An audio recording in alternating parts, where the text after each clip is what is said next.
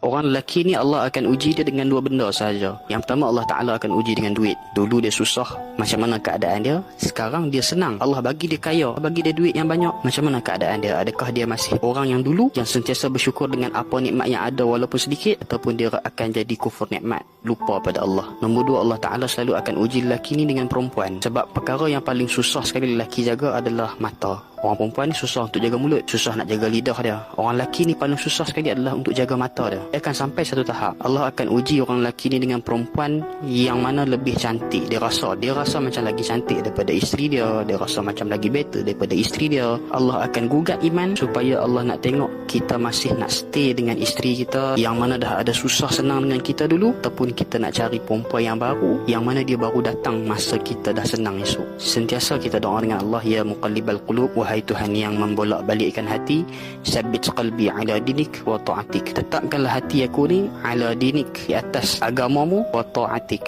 taat aku kepadamu. Tak minta Allah Ta'ala jauhkan kita daripada benda yang tak baik.